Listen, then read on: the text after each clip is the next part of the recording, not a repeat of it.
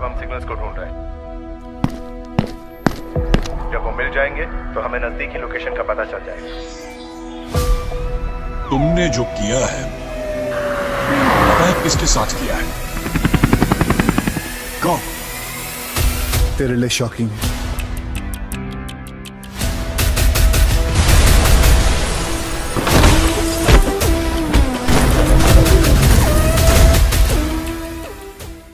लिंडा और शार्लेट दोनों ही बहनें लंदन में रहती थी और उनके बीच में 7 सालों का बड़ा डिफरेंस था, लेकिन फिर भी दोनों एक दूसरे से बेशुमार प्यार करती थी और उनका परिवार काफी खुशहाल था। लेकिन पिता की मृत्यु के बाद जैसे सब कुछ बदल सा गया।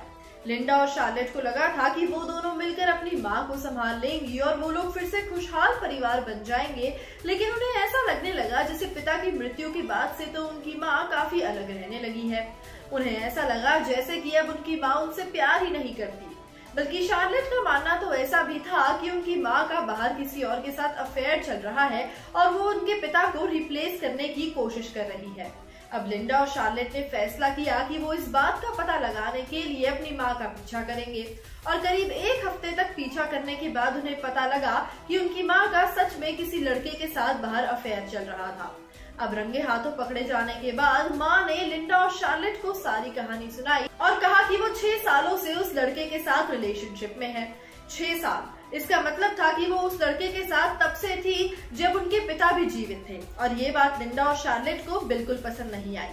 लेकिन फिर भी माँ को रिस्पेक्ट करते हुए उन्होंने फैसला लिया कि वो उस लड़के को पसंद करने की कोशिश करेंगी और ट्राई करेंगी कि उनका परिवार फिर से खुशहाल परिवार बन जाए। लेकिन फिर भी वो दोनों उस लड़के को एक्सेप्ट ही नहीं कर पा रही थी और साथ ही दिन पर दिन उन दोनों के मन में अपनी माँ के लिए भी घृणा बढ़ती ही जा रही थी। और इसीलिए एक दिन अपनी माँ और उसके बॉयफ्रेंड को डिनर पर बुलाकर उन दोनों ने उनकी ड्रिंक्स में कुछ मिला दिया, जिसके बाद वो दोनों अनकॉन्शियस हो गए और लिंडा और शार्लेट ने मौके का फायदा उठाते हुए अपनी माँ और उसके बॉयफ्रेंड की हत्या कर दी।